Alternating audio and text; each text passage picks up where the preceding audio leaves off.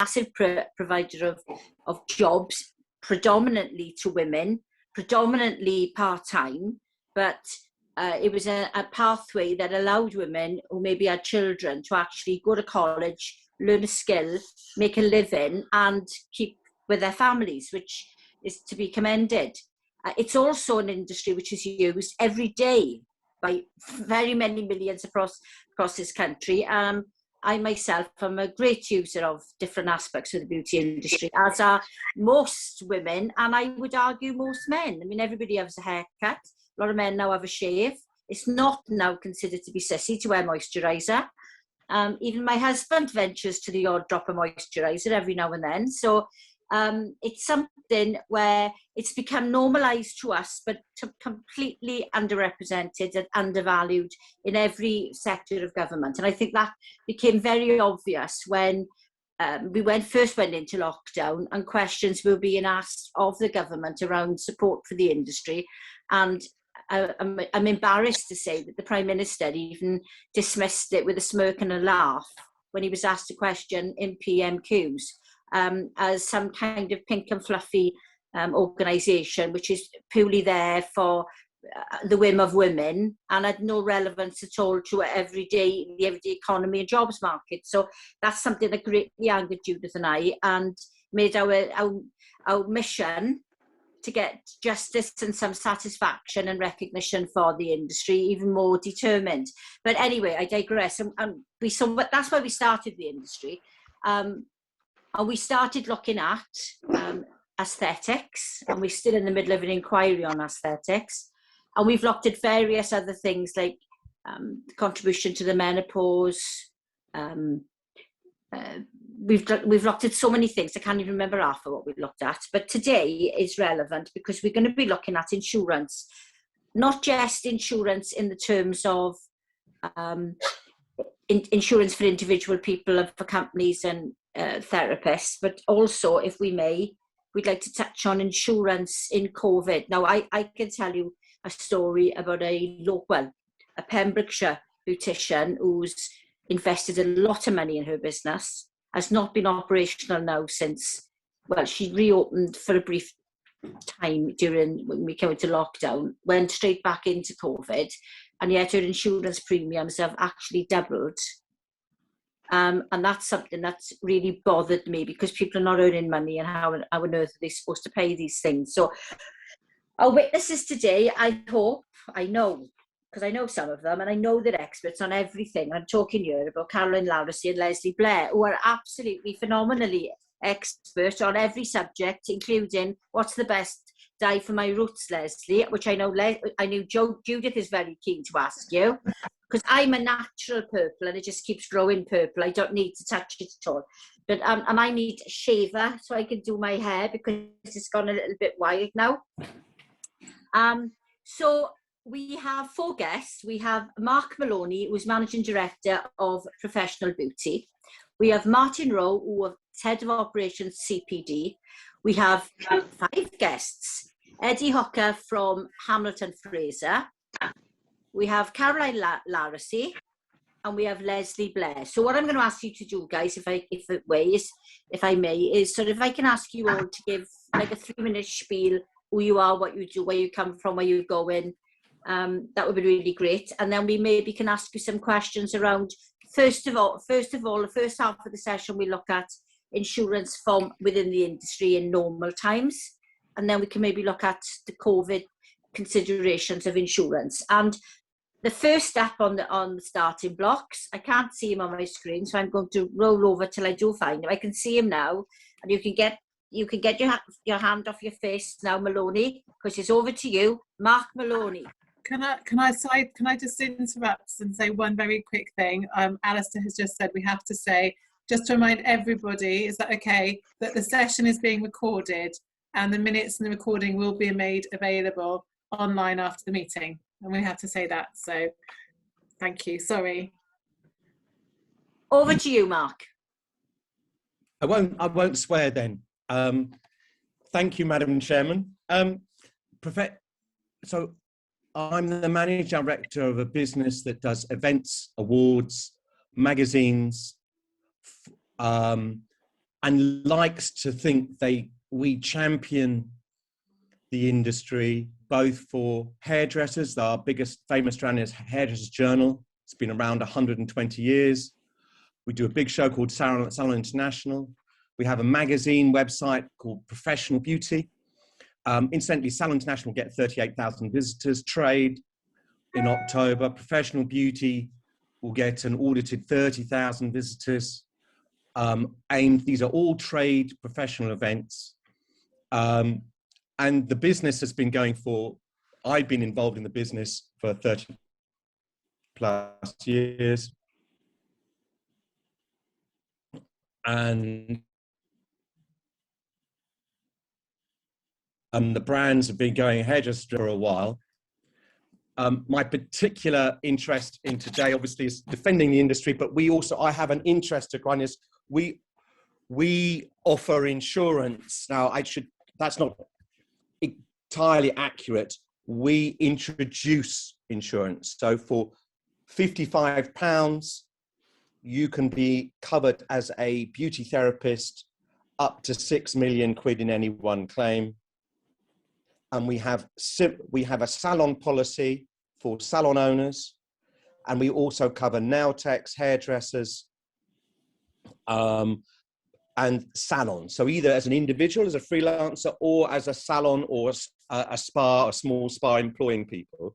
What we do not do, where say we would suggest people go to Hamilton Fraser, is what we would call aesthetic medicine type treatments. There's a difference, madam, for between malpractice claims, which would involve huge settlements and a huge cost of insurance, to treatment insurance, which starts, as I said, at a relatively low cost. There are add-ons, so if you're doing more complex like IPL, then there will be add-ons, but that 55 quid allows you to do the most standard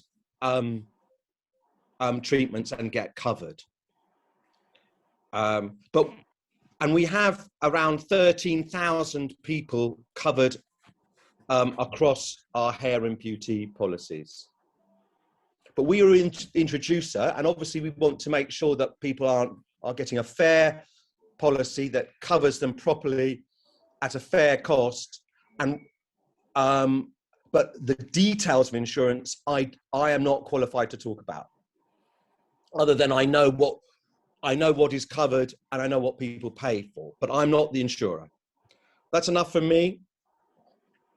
That's lovely, thank you. I have got some questions, but can we do them when I come back after? And we're going to now listen to Martin. Martin Rowe. Good afternoon, everyone. My name's Martin Rowe, and for the last 8 years, I've been head of operations at the CPD Certification Service. This year is our 25th anniversary. We're a member-based organisation, so people join us at a particular level of membership, and it gives them the right to send in material for us to review, and if it's good enough, we'll certify it as compliant with our CPD standards. We've got about 4,000 members. This year we'll certify in excess of 10,000 courses, conferences, training plans, webinars, seminars, you name it. Some of our more prestigious members, if you like, or relevant members to some of this are the BMA, quite a lot of NHS trusts. Bizarrely, we've also got the Church of England and the FA, and many thousands of commercial organisations, from Mitsubishi to whomsoever you can think of. And we will cover everything in CPD land, from, bizarrely, cupcake making to NATO battlefield injury treatment. In 2018, we became aware of what we would call a lot of people wanting to teach in or train in invasive aesthetics. And we put some papers out in invasive aesthetics. Essentially, we're looking at things that breach the skin. That troubled us. And today we've got about 400 members in this general area, but because they transcend the beauty industry generally, where you'll get injectables alongside ordinary, if I can call it that, beauty treatments. It's difficult for us to say how many we've got. It's about 400. Troubled us since day one. I took the lead and eventually found JCCP. Our view is that strong regulation needs to be applied to the sector. In fact, we sent you a 15-point plan on how to do it last week. I hope you've read it. I kept it to one page of A4 because I couldn't make it any shorter. In terms of insurance, we are of the view that in itself, a CPD certificate is not a means to obtain insurance. The National Health Service, I noticed when my wife did her lateral flow testing course, give a certificate out at the end, and it reads, "This certificate is evidence that the individual named has completed the training and passed the assessment. It does not certify competence in performing a particular role or activity." And we strongly differentiate CPD from training. It isn't. It's the extension of something that you've already really qualified in or know about. In terms of insurance, well, I'm sure I'll come back to it later. That's all I want to say. Thank you very much. That was really interesting. Now, I'm going to go to Eddie now. Thank you very much for inviting me to come and have a chat with you today. My name is Eddie Hooker. I'm the CEO of Hamilton Fraser, co-founder of the business in 1996. And our claim to fame, if that's what you want to call it, is that we were the first insurance broker in the UK to offer a specific malpractice insurance policy for the aesthetic and cosmetic sector. So we've been around for 25 years. We currently insure 11,000 medical practitioners in the UK, which is something like 62% of the market.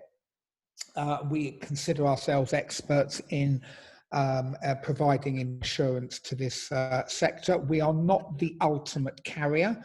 So we will buy the insurance from insurers such as Hiscox or Lloyd's or various other insurers. But ultimately, the practitioners come to us and we place their insurance for them. We predominantly only insure medical aesthetic practitioners. So that's doctors, nurses, dentists, surgeons, and other healthcare professionals, and mainly insure them for things like toxin treatments, fillers, laser and IPL, cogs and threads, platelet replacement, any of the types of treatment that you would go to a specific medical practitioner to undertake. Now, I'm sure we'll touch on it later. The problem with the market at the moment is that insurance is not compulsory for any practitioner for some of the treatments that they are doing. They are being trained by training courses that are not accredited by any individual body, and different insurers have a different approach to risk. So if it makes money for them, they'll insure something. If it doesn't make money for them, they won't. And at the moment, I'll be absolutely frank with you, the loss experience for these type of treatments is extremely low. So frequency-wise, very, very low.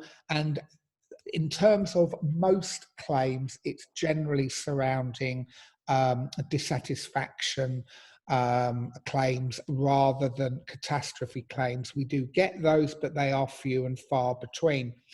I'm a trustee of the Joint Council of Cosmetic Practitioners, and I got involved with that from day one simply because the cornerstone of what we do at Hamilton Fraser is raising standards.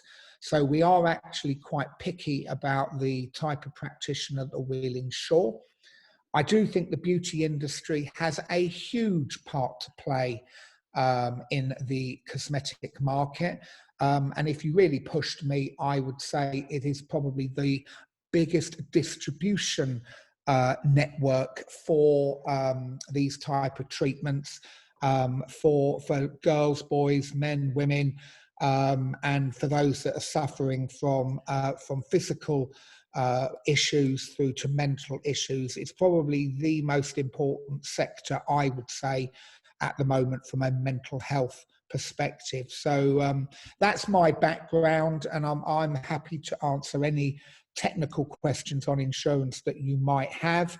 But I'm uber excited to be involved and to give a limited point of view, or whatever you want me to do, I'm here to help you. Thank you, Eddie. It's a long time since I've been uber excited about anything. And don't worry too much for the technical questions, because unless it's knitting, I don't know really much technology on anything. Our next informed genius is Caroline Larissey. Thanks, Caroline. No worries, thank you. My name's Caroline Larasey. I'm Director of Quality and Standards at the National Hair and Beauty Federation. So as you know from my title, quality and standard is my passion.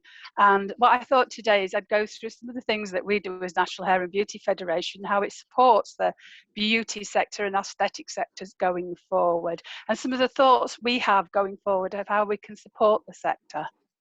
So the National Hair and Beauty Federation is the principal trade association for the hair and beauty sector. We represent over 6,500 salons as part of that. Now these salons are predominantly small and micro businesses, about 72% of them. And in those businesses, the majority employ fewer than 5 people in there. So that's 94%. So when we ask our members to join us, we ask them to actually sign up to a code of conduct for all salon owners. But we also have this for independent contractors, chair, room, space renters, anybody that's working in a beauty or aesthetic salon as part of that. All these documents are available on our website, but what we ask is that members always place the welfare of their clients above any considerations. Don't put the industry in disrepute, and uphold professional standards as part of that. As part of our professional code of conduct, we ask that all our members have the relevant insurance. So they have the public liability, they have their professional indemnity insurance, they have employer liability insurance, and they check that the self-employed people within the salon, the chair renters, the room renters, all that work in that business have sufficient insurance. One of the other things that we ask as well is that we ask that anybody within the business has the relevant qualifications, training and licenses. So all staff have industry recognised training qualifications from an accredited awarding organisations. Any trainees and apprentices are supervised, and team members have regular continual professional development as part of that.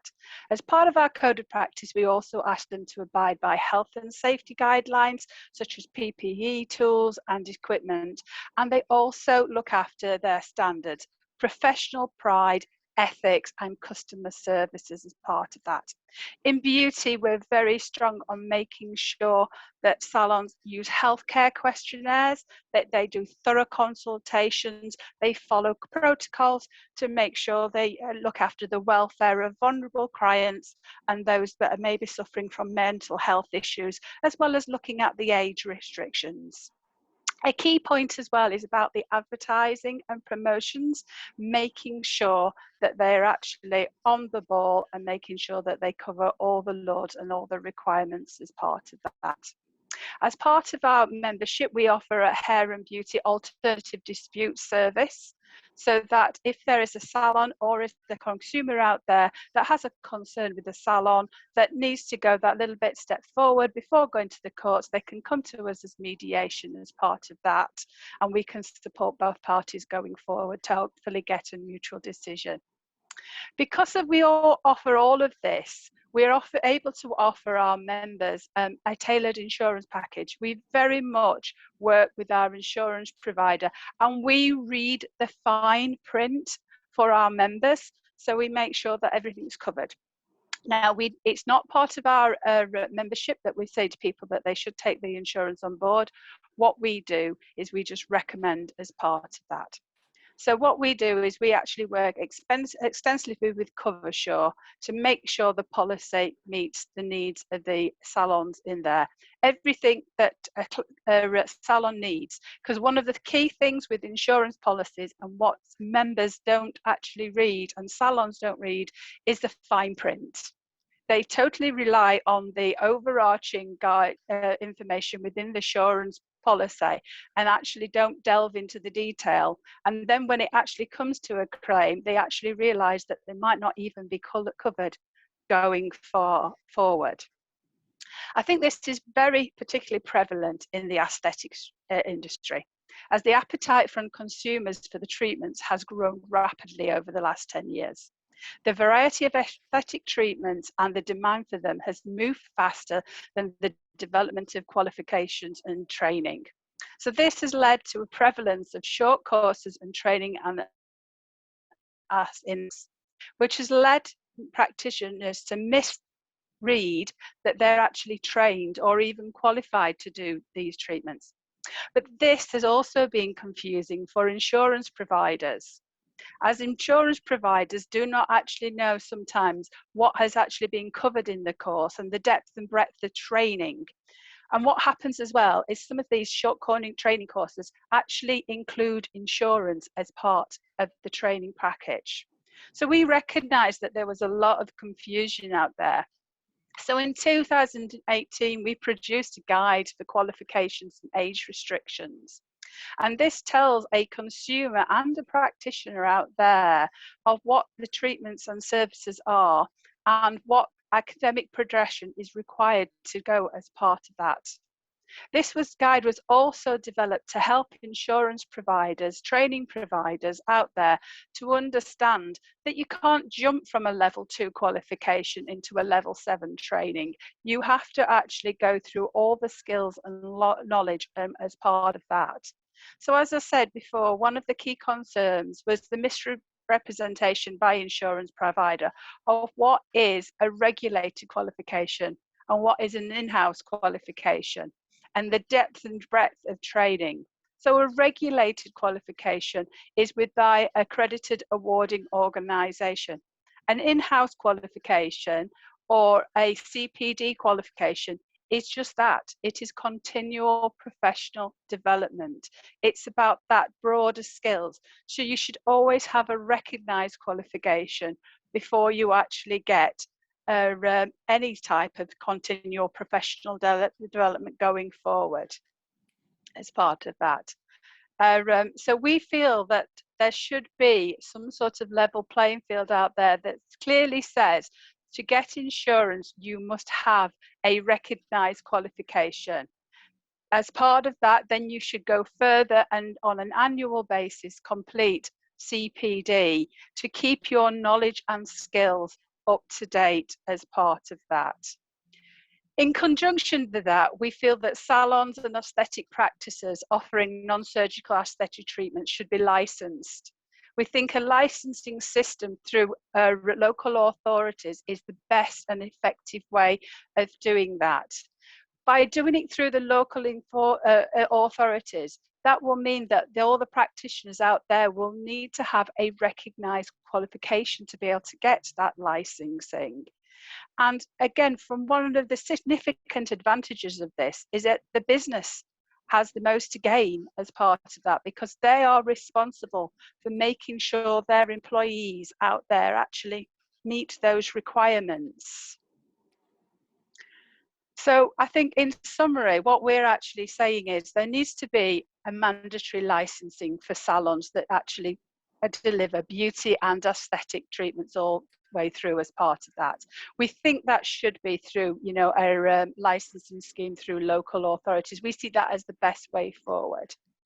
we'd like to see that there is, you know, a mandatory academic progression. So somebody can't jump from being a beauty therapist at level 2 to actually going into higher level treatments. They have to go through academic progression, which is level 2, 3, 4, and so forth as part of that. And we feel also that insurance requirements should be standardised directly across the UK, so that every learner, when they've actually completed a programme and it's a recognised programme, should be able to get insurance. And if somebody actually just takes a CPD programme for 2-3 days, that should not be tied to insurance going forward. Thank you very much. Thank you, Caroline. And our final speaker is Lesley. Over to you, Lesley. Hi, thank you everyone. My name is Lesley Blair and I'm the CEO and Chair of the British Association of Beauty Therapists and Cosmetologists. We've been established for members since 1977 and predominantly our members are beauty professionals, and we have around about 10,000 members at any one time. I think it's really, really difficult just now for the beauty industry. We are an ever-evolving industry, which is just constantly it's changing all the time. I know that's what evolving means, obviously.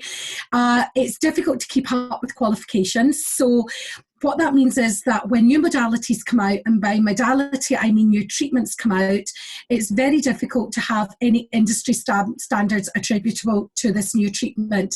So with the fact that we don't have any accreditors accrediting our accreditors, anyone can just decide one day to do some training, buy a machine, and the next day they are suddenly the expert. And that has been the kind of first step in the ruination of our industry and our industry standards. So the issue that we have is that a lot of insurance companies out there are just insuring anyone that is presenting a certificate to them, regardless of what training they have actually undertaken. And for us, it's very, very important to ask that people actually take a bit more care and look at it for the good of the industry, for public safety, rather than for commercial gain. With BABTAC, we are an appointed representative of an insurance company, so we supply insurance to our members. We've got very, very strict criteria in which what we accept, and that, again, that is for industry standards and not for commercial gain.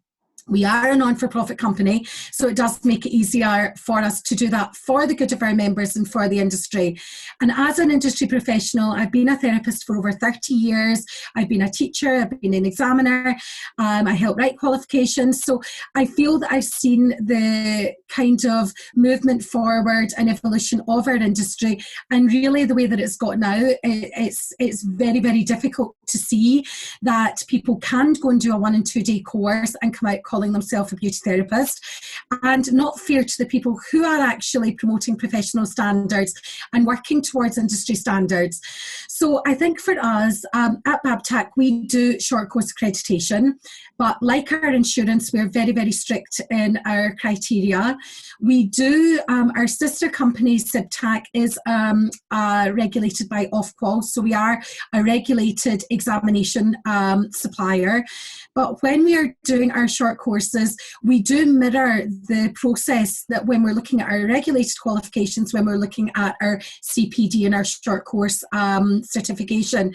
Now, we are very careful that we do not call our CPD qualifications, because to us, it's not a qualification. It's a continual professional development, and it is an in-house certificate that is being overseen by an accreditation body, again, some good, some not so good, to say that you are proficient in performing this modality. As it was so correctly said by Martin earlier, CPD is not, and Caroline, sorry, CPD is not a standalone qualification. It is simply an add-on to what your prior knowledge already is. And I think we need to make that very, very clear in the industry, to accreditors and to insurance companies.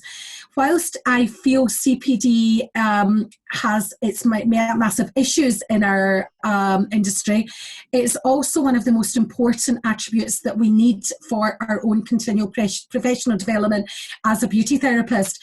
You know, we go and do our training, we do our regulated training with all this underpinning knowledge to give us everything that we possibly are going to need in order to carry out the treatments.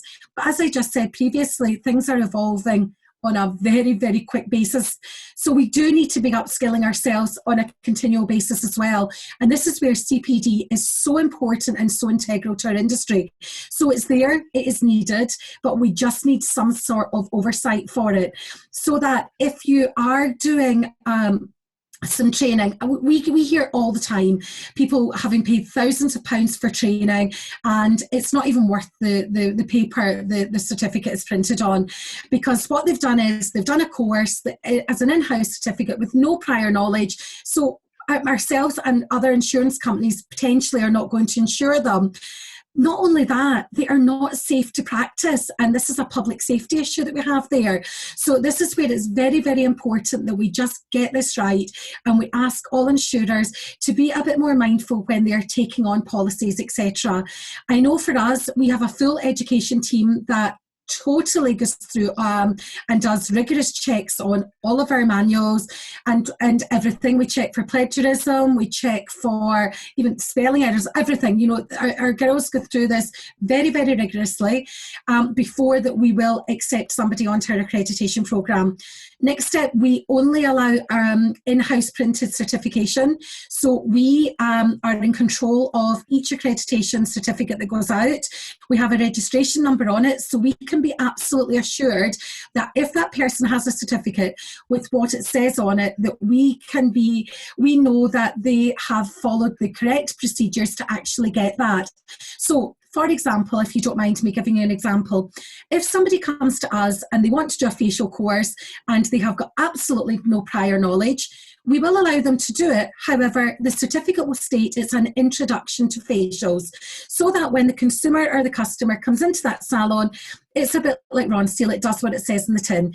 It tells you that this person has reached the standard of an introduction to facials. So the consumer is not going to be misled into thinking they're getting a top level, aesthetic level facial here after the beauty professional having only done a few days training. We think that makes it very clear.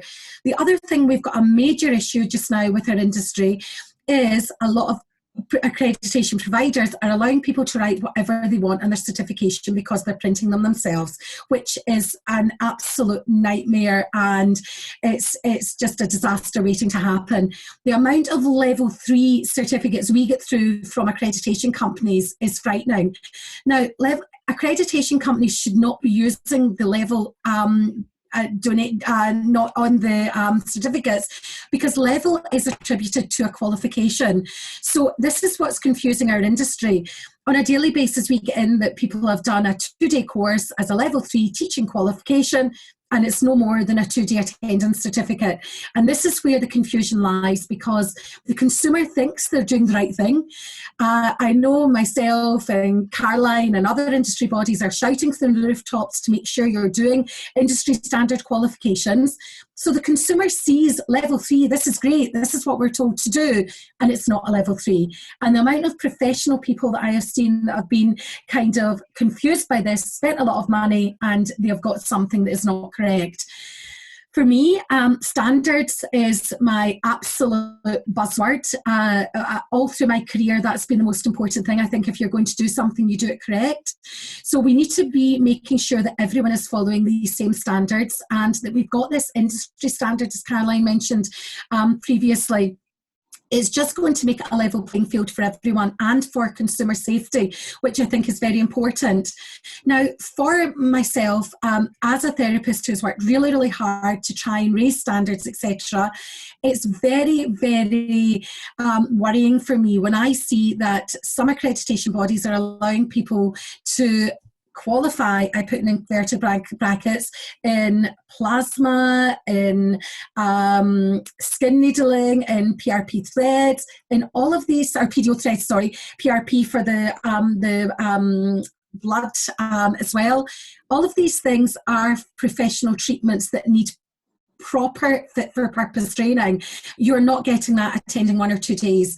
Now, whilst some accreditations are the training might be very, very good. We just have not got any way of making sure and ensuring the standards are met. Whereas when we do our regulated qualifications, we send an examiner in, the student sits a paper, so we know that this person has reached the standard.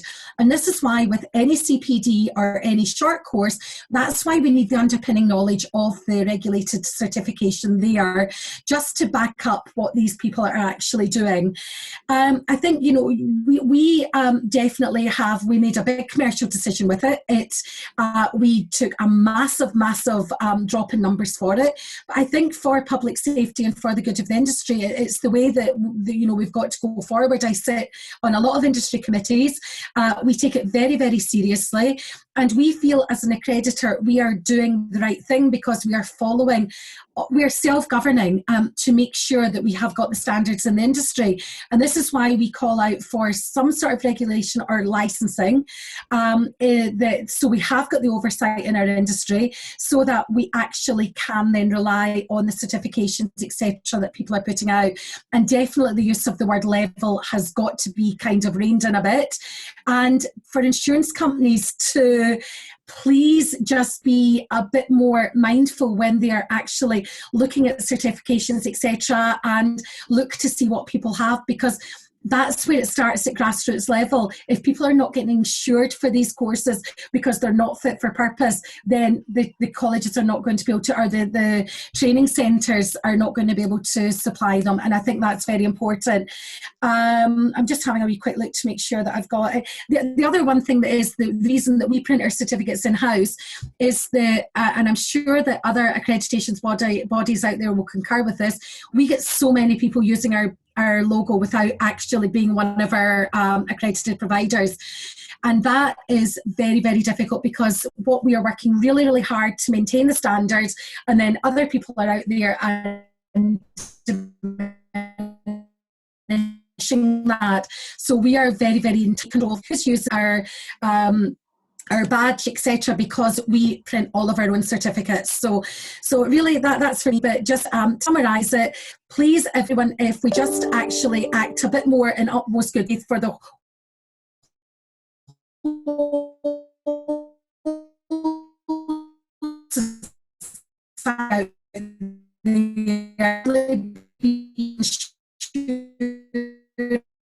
people. Other questions. We have got 3 parliamentarians on the call, myself. We have Peter Dowd and Judith Cummins. So all questions come from the parliamentarians, so that we know it's all fair. But one of the things that, well, a lot of the stuff that Lesley, you've just raised, has given more in as us. If I went into a hairdresser's or into a beauty salon to have a treatment, my assumption would be that they have the qualifications, that they have the appropriate insurance, that they are trained to a specific level. I mean, and I'm someone who uses mobile therapists and salons a lot. You know, I mean, I have my nails done, I have my hair done, I have my brows done, I have massage. So I regularly go to salons. And I have always assumed that when I see those certificates on the wall, so is it possible then that the insurance that individual or business has may not be adequate for the treatments they're undertaking? Lesley, do you want to come back on that? Yes, of course, Caroline. And that's actually something that I did actually mean to mention. Just because the person has a certificate on the wall doesn't mean to say that they've got any industry experience, or if they've got the fit for purpose qualification and knowledge that they need to perform that treatment. We do hear a lot of people saying that on insuring people, we check certificates at source. We research it. So before that we issue that certificate of indemnity to our clients, we make sure that we've covered exactly what we've said we're going to cover. A lot of insurers, what we're finding is they're just taking the premium, and when it comes the time to claim, they say, oh, actually, you said that that's a level 3. When we've looked at it, it's not, so you're actually not covered. Whereas we find that out at the beginning so that we are fair to everyone as well. And that's why we've got a very high payout rate, because it tends to be that we know what we're taking on before we do it. So that's very important. But I think, Caroline, we've all got to be aware as well. anyone can produce a fancy certificate now. We've got Canva, we've got printers, all these things from when I was younger. That wasn't really the case. When your certificate was up, there was a few awarding bodies and that was it. But now, you know, if you decided tomorrow you wanted to start up the Caroline Harris accreditation for beauty, you could do that, Caroline. Send out, there's nobody watching you, there's nobody telling you you can and can't do it. And I bet you there's lots of insurance companies would insure you, because it's absolutely crazy what is going on out there. They're just accepting any premium. Yeah. I think we have several people who've come in to give us evidence, some of which have been people who put together training courses, and some are people who have been on the receiving end of training, of treatments. And Dawn Knight's case comes to mind, in that she had significant work done on her eyes and wasn't able to claim anything because the insurance that the practitioner had was not the appropriate insurance. And Judith and I have met many people who've written courses, and I was alarmed at just seeing them and the work they've done on themselves. They mind them giving anybody else a qualification to complete work. So I think that the right thing to say is, of all our guests on here today, is everyone completely satisfied that all the insurance that they've issued or facilitated, that the individuals applying for it have, one, got the appropriate credentials for the insurance they're applying for, that the insurance is the appropriate insurance for what they need to be able to deliver, and I think most importantly, that you are checking the validity of the training before any insurance is given. So, Martin, can I come to you first on that one? I think just to take up from where Lesley was in the preparation of the answer, we put out a paper last year to members saying, for goodness sake, stop using the word level in the course descriptor, because and we went to nauseating detail over it about which of the 4 regulatory authorities in the United Kingdom they should refer to. But of course, anybody can put, it's my level 3 course on anything. It doesn't mean it's a recognised level 3. It's my training company level 3. And it's very easy for the gullible, in terms of the learner or the paying student, call them what you will, to think they're getting a real level 3, just as it is for the insurers to actually say, oh, it says level 3, but it might say it's the Martin Rowe level 3. Oh, well, that's all right then. I quite like the idea Lesley came up with of only bodies issuing certificates, because one of our members is the UK Asbestos Training Association, and they have a system whereby they certify trainers, we certify them. We certify trainers using their, but they're the ones that issue the certificate, and no one can work in the construction industry without one of those certificates. It's absolutely a good practice fundamental that we like to see there. From our perspective, the aesthetics beauty industry represents less than 10% of our members and probably less than 2% of our revenue. We're here because we care. We're not here because it's going to make us money, which it isn't. Caroline? Sorry, if we could just keep to the question, which is, those who provide insurance, are you absolutely certain that the insurance that you provide is appropriate for the applicant, that they have the right kinds of qualification, and that you do actually verify the qualification? So, Caroline, do you actually provide insurance? We don't provide insurance, but I go through the detail to make sure it does. Yeah. Thank you, Caroline. Eddie, do you provide insurance? Yes, yeah. So we provide, as I said before, we provide insurance to the medical sector of the business. But I've been listening really intently to what everyone's been saying. There's quite a few problems we've got to overcome. Yeah. First of all, insurance is not mandatory. Okay, so it's not like motor insurance where in order for you to drive a car, you have to have motor insurance, or if you are an employer, you have to have employer's liability, and there's statutory regulation insisting that you have that, and there's criminal sanctions if you don't have it. So there's the first problem. And you mentioned Dawn, who I know very, very well.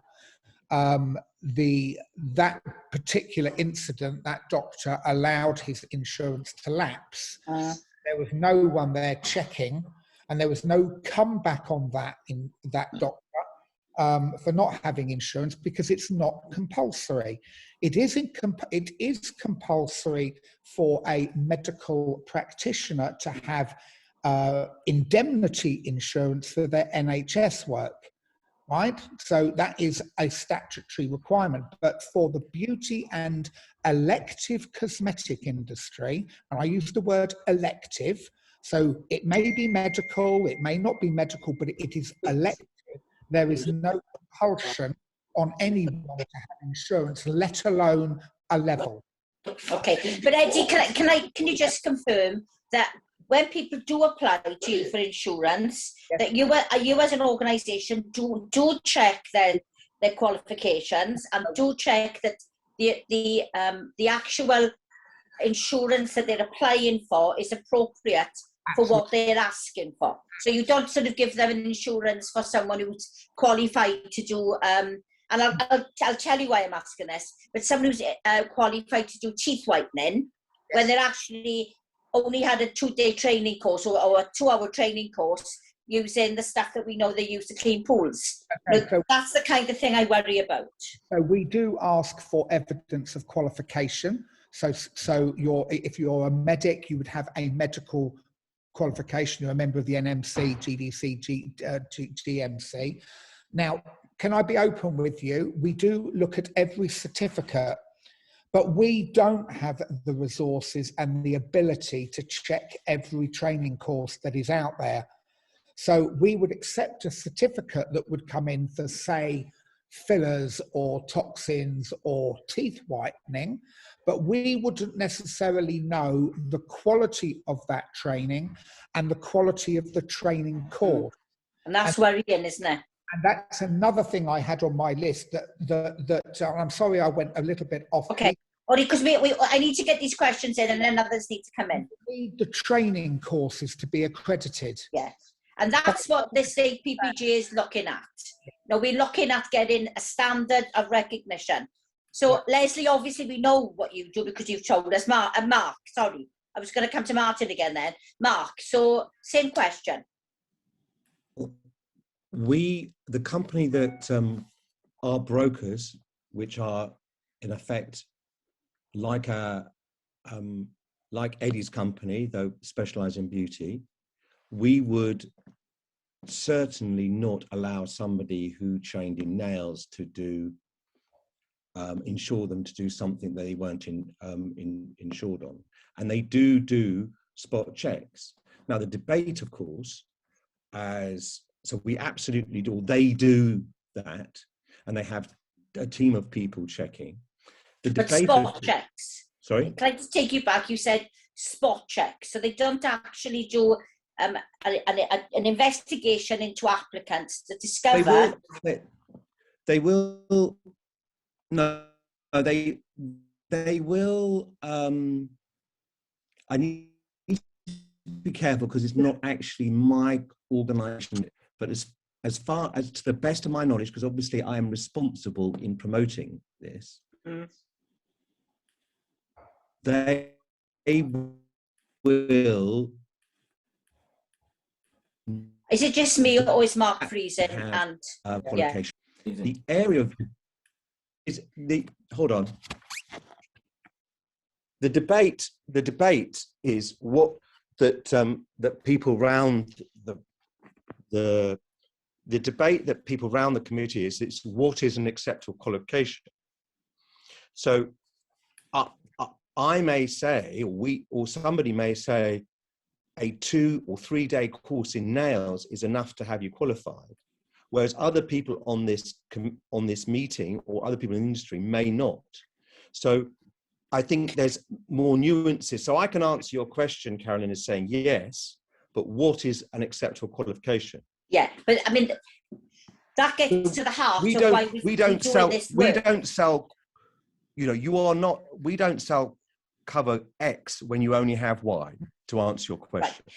No, but I just want to get a picture, because just to give you an example, the lady who does my nails, she goes to the trade shows maybe 2 or 3 times a year, and she gets bombarded with emails from different companies having signed up throughout those trade shows for different experiences. And for example, she recently had an email from a company which was doing vaginal tightening.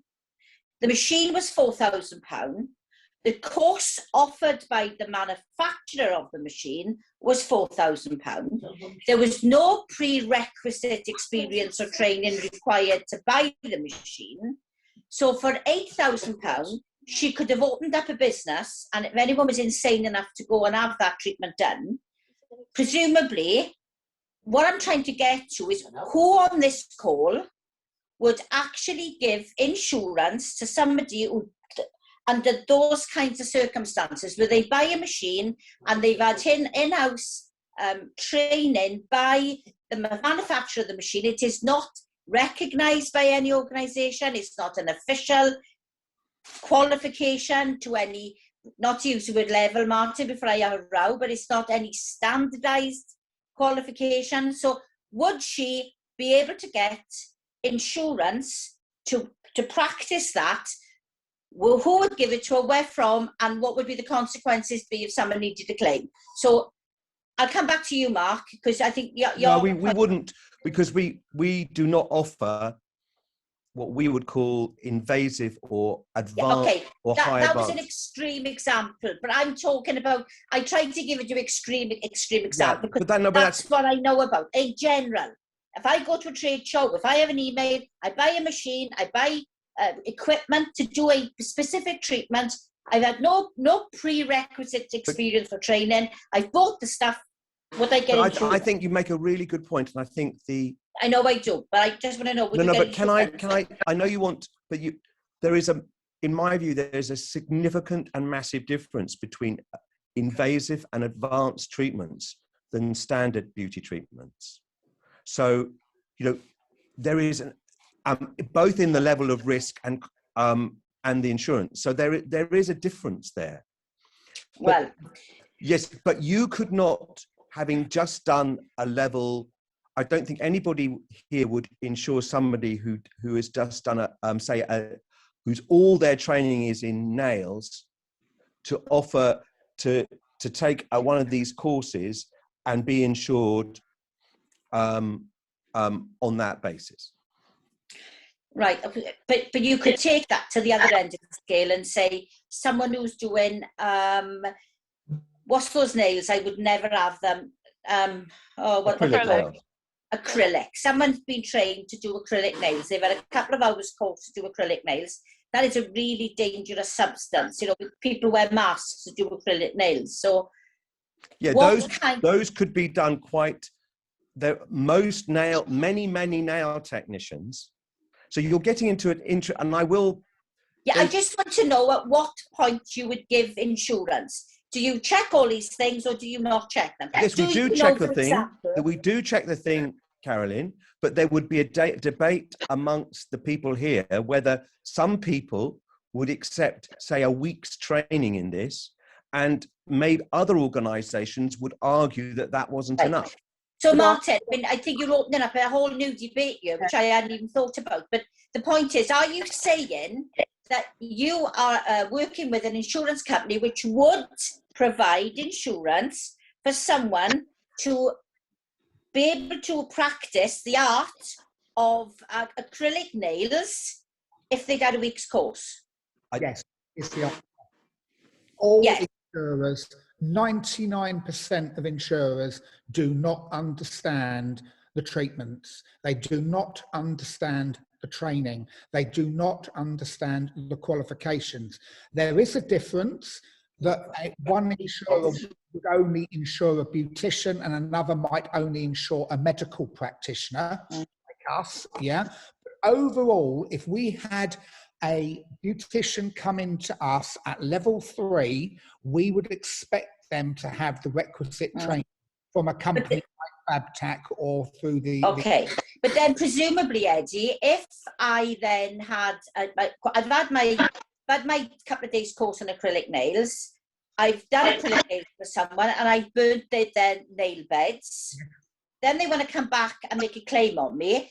Is the insurance company then going to say, well, you didn't have the appropriate training to start with, so I'm afraid you're not technically covered, because they're not appropriately trained? No, they wouldn't do that. They would insure people for nails. So effectively, if there was a nail treatment, generally speaking, the insurer would pick up that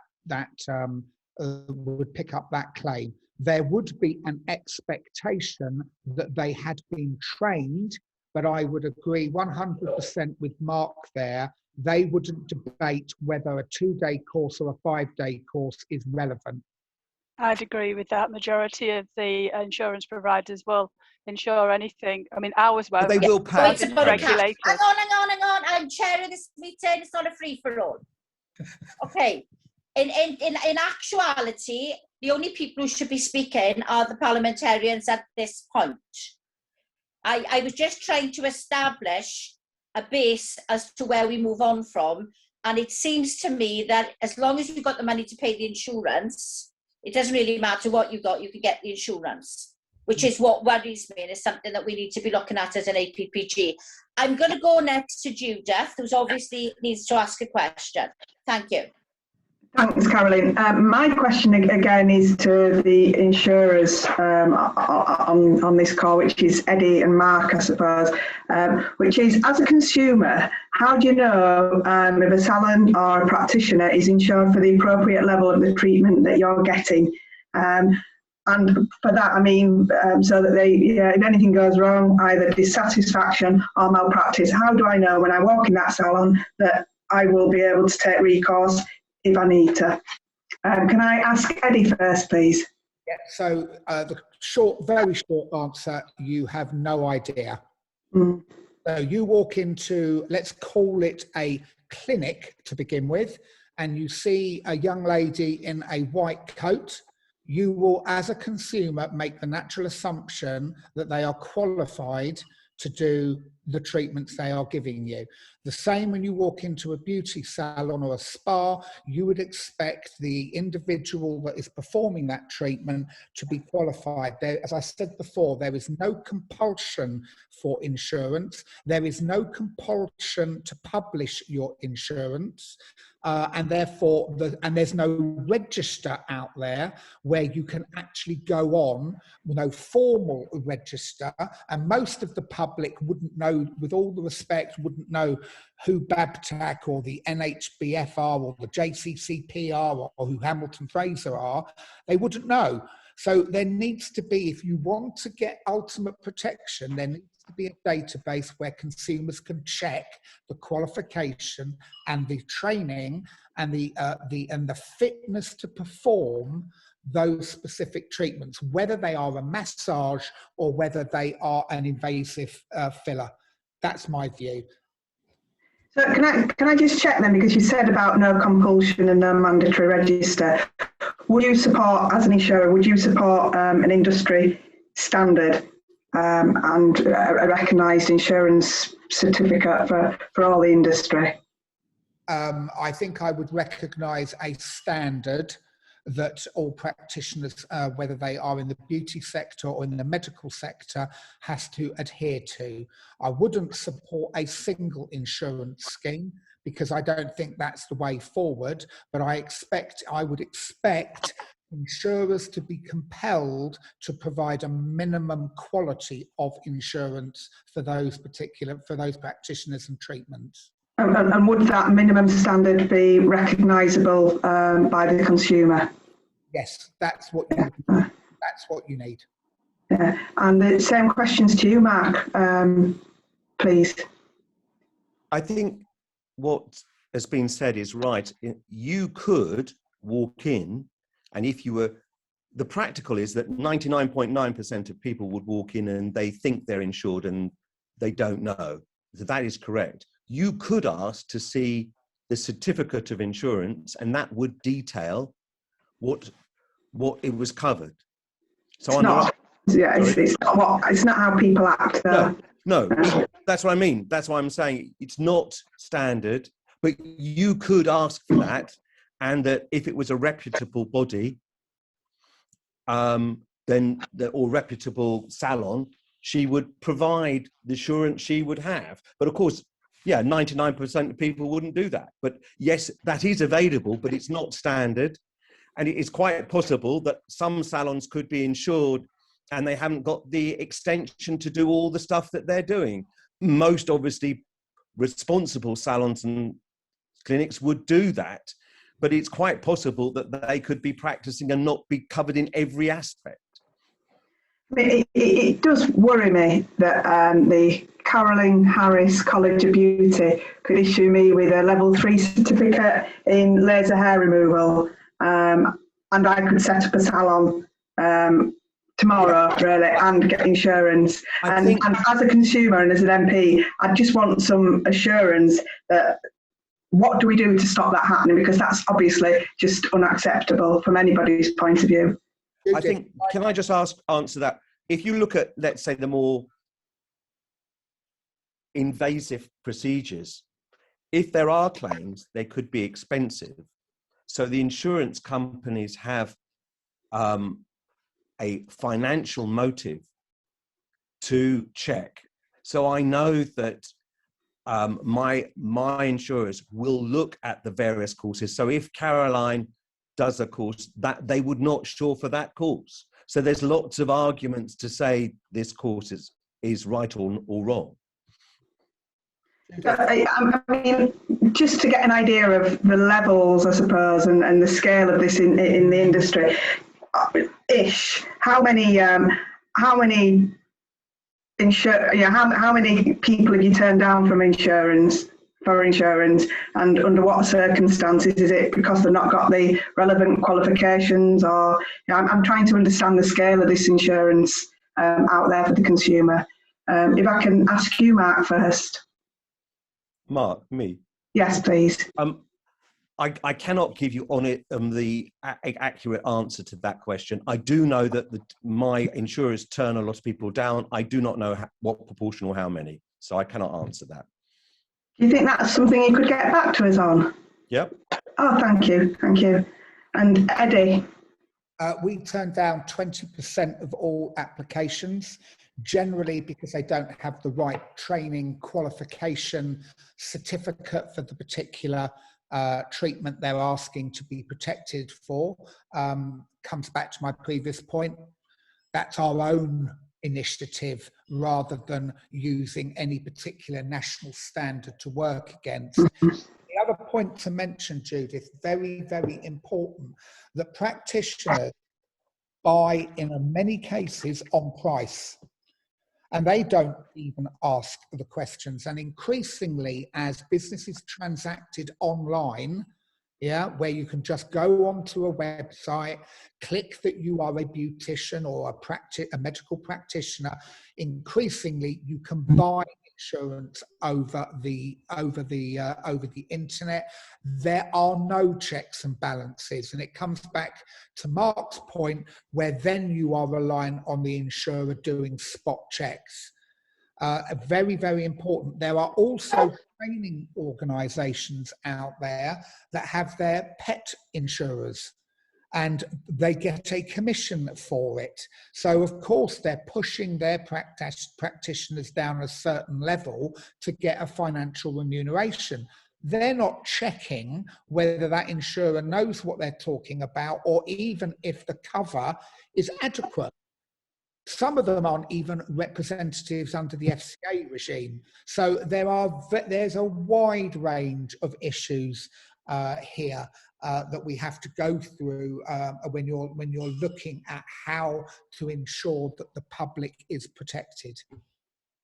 Thank you for that. Thanks, Caroline. Thanks, Judith. Peter, have you got any questions?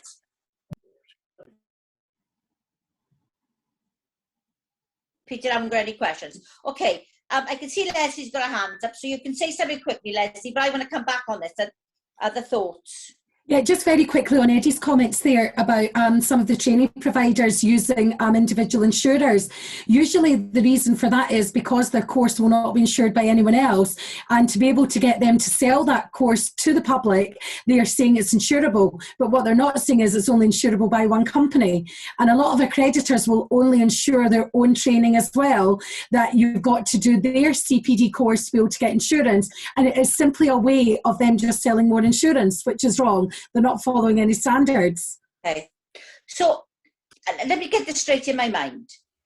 The companies who are providing insurance, are they specialists in this area of work? So what I'm saying is, like, I've got Admiral do car insurance, somebody else. So are these specialist insurance companies which are staffed by people who have knowledge of the industry, have knowledge of the qualifications, have knowledge of the types of qualifications, or are they just insurance companies who have no prior knowledge, no specialism in the area of beauty, and are just providing a piece of paper which, in reality, if that's the case, is not worth the paper it's written on?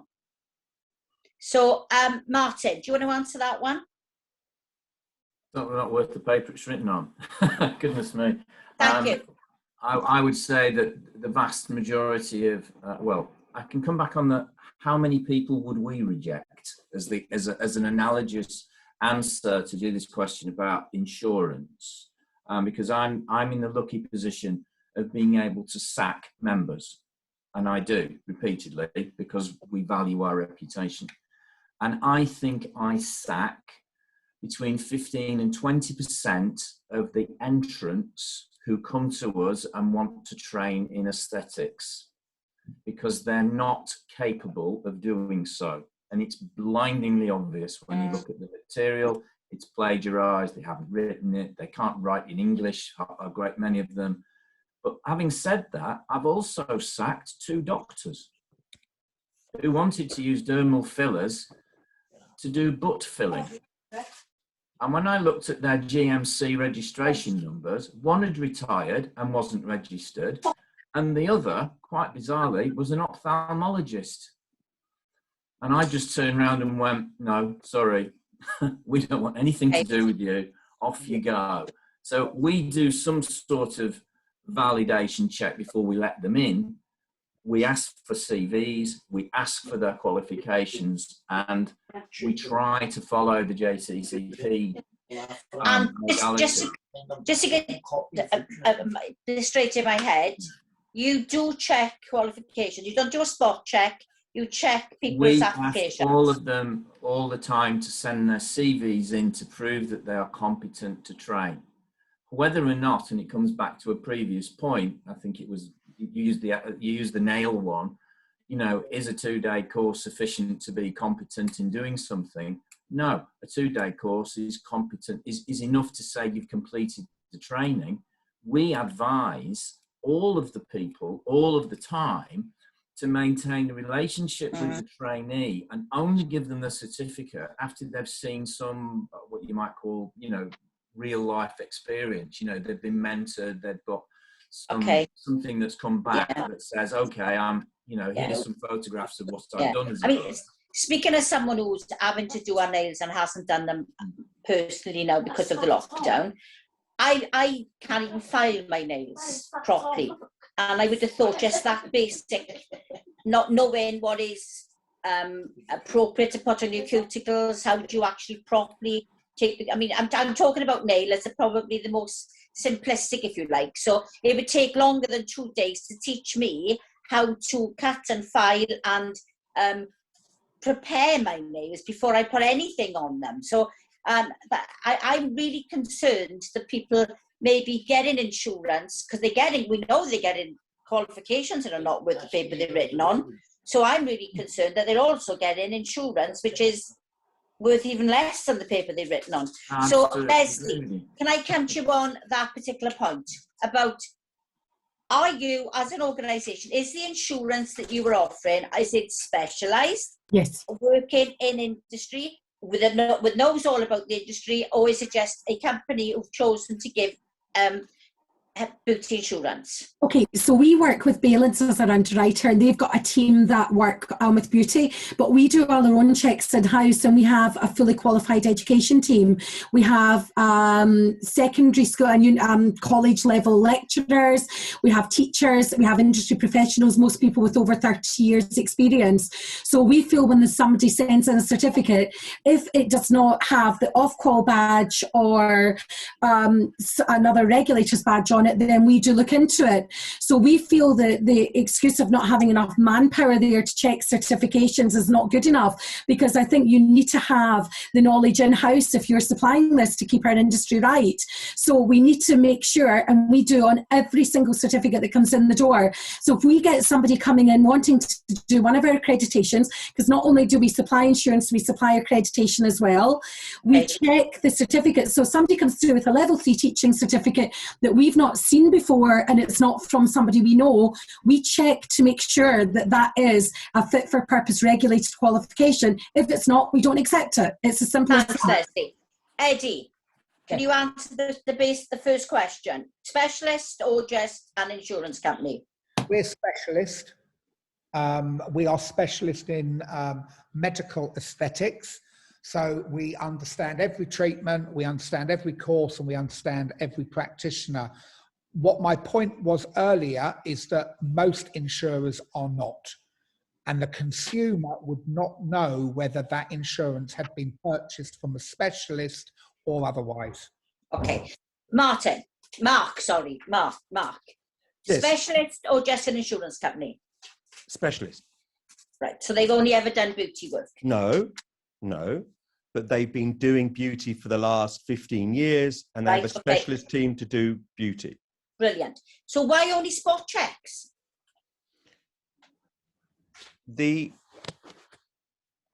Karen, I'm not trying to duck your question, but I don't do the insurance myself, so I need to come back to you with the details. The right. reason, can I make a very important point? Yeah, please do. There are hundreds of thousands of people involved in this business, and most are not insured. The insurance, I think, that everybody provides here pay out. So if you pay your whatever pounds it is, you get genuine insurance. So that's one of your questions. Now, I'm sure Lesley might disagree with, and she's been polite, she might say that actually my company shouldn't be potentially approving some course to train on. There's a debate there. Now, she hasn't said that, but she may say that. But can I just say what Lesley but what I'm saying is completely irrelevant to this. There's two questions here. There's two one questions. question. I asked the question. No, but may I make an important point, please, Karen? Yeah. Okay. Trevor Sorby is one of the best hairdressers in the world, and he hasn't got any qualifications. That doesn't fill me with any kind of inspiration, because I just don't see the relevance of that. I mean, no, the point is that there are people, we're talking about qualifications. Yeah. There are certain people that may not have qualifications, and they could be extremely good at what they do. We can't have people out there without qualifications, well, not but necessarily. it's a bit of a Wild West then, isn't it? And what you're saying is that if you're talented, and God knows there's a lot of talented people out there, but it doesn't mean to say that they should be allowed to. Well, at the moment they are, and I think you also. I'm not saying. I'm just giving you a different perspective. Also, you've got to be careful about, somebody said before, everything should be licensed. Well, some licensing authorities cost hundreds and hundreds of pounds to license some quite basic treatments. And what you can be doing if you're not careful is driving people underground.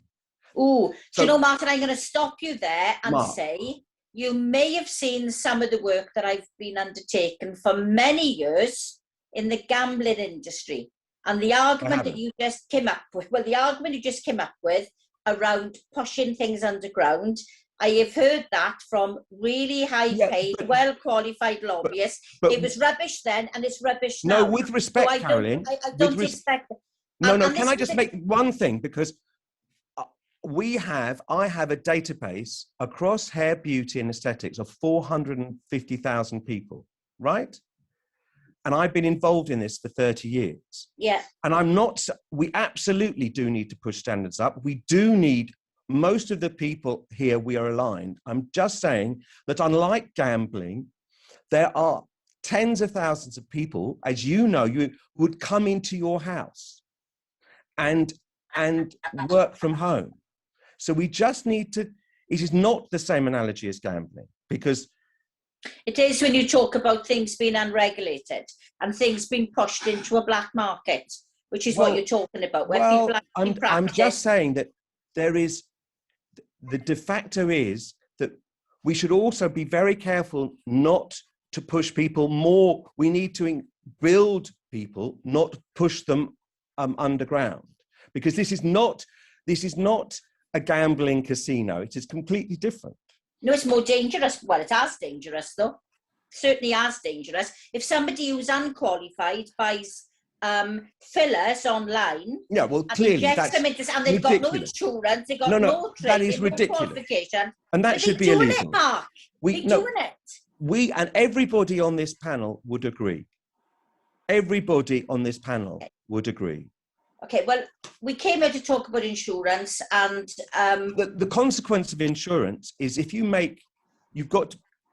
when you do things, I agree that everybody practicing should be insured, but there are nuances in that what you're discussing, there would be disagreement there. And our ability, it's very important to not overburden salons with too much regulation, particularly now, and because some local authorities have very onerous licensing for non-invasive treatments, for things like massage. Okay. And to get the most people qualified and the most people insured. Okay. So, Mark, are you qualified? Are you a qualified hairdresser, beautician, aesthetic surgeon? You know, I'll go to people who are. Caroline and Lesley, you're both qualified beauticians and technicians.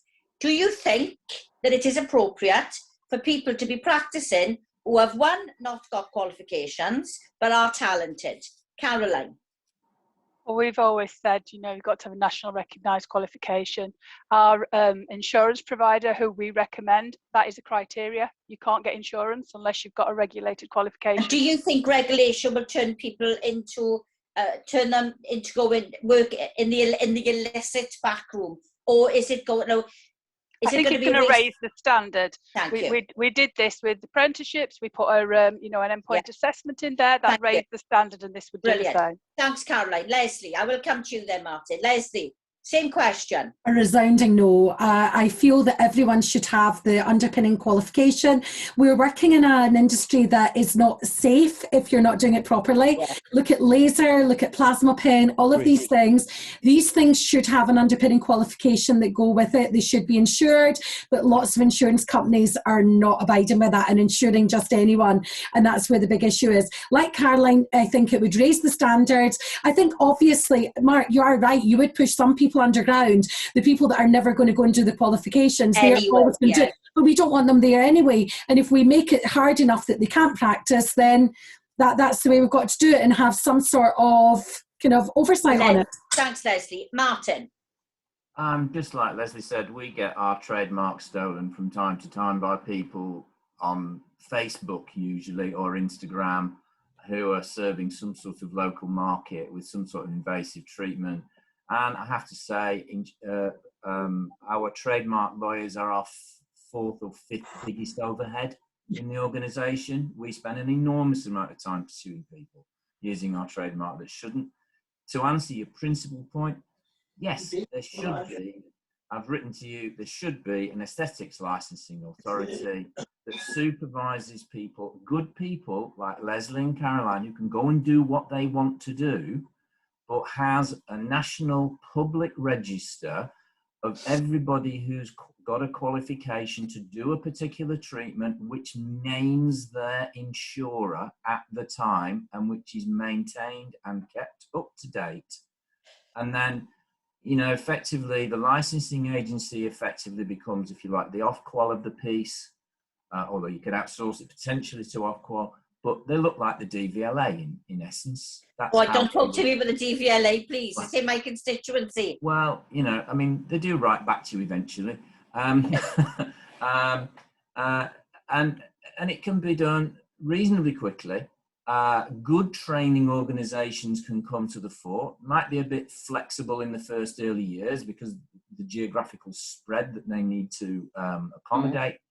And there need to be, if you like, modality credits for each score, and they're on your licence. So anybody can see what you're licensed to treat whilst you go through. Now, JCCP, CPSA said in earlier evidence that people below level 6 qualification levels can be taught to do things. And David Sines, I think, said, oh, I'm happy up to level 5. I disagree with David, fundamentally. I think anybody should be able to come into this industry at any level and learn how to do things. Because, you know, giving them a provisional license with 1 credit, 2 credit, 3 credit, 4 credit, well, how long's their career going to be? They don't have to go to university. They don't have to get to level 6 or 7, you know, on a national framework. They can do it their own way at their own time, and they will always have their own insurance. And yet you'll always have rogues.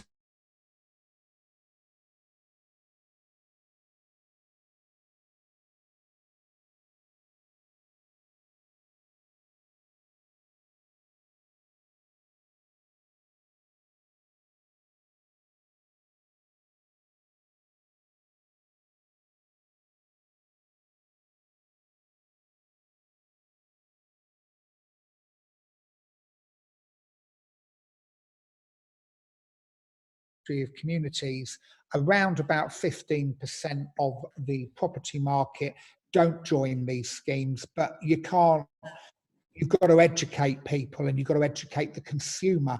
And the only way you can educate the consumer to ask the right questions of the practitioners is that you need to have visible signs, visible trademarks, visible logos that the consumer can look for when they're going to get a treatment, and a register to double check it. It's about education. Thank you, Eddie. We're not going to get a chance to talk about the second part, which was insurance in COVID, but I'm sure you've all had quite enough of us talking at you today. I think apart from you, Mark, we all seem to be quite singing from a hymn sheet which says that I don't think the current rules and regulations around insurance are anywhere near as appropriate, and I certainly don't think qualification and training is anywhere near where it needs to be. It's been a lot of food for thought. I'm extremely grateful to you, Mark, to you, Martin, to Lesley, to Caroline and to Eddie for coming here and for, one, sharing with us your opinions and your knowledge, and 2, for answering our questions as honestly as you have. I'm going to ignore that in a minute. Right, sorry. So thank you all for coming. If there's anything else you wanted to feed in, please feel free to write in and let us know. And hopefully we can meet again and take this conversation further. Thank you very much all. Thanks, Caroline. Bye. Bye, everyone. Bye. Bye.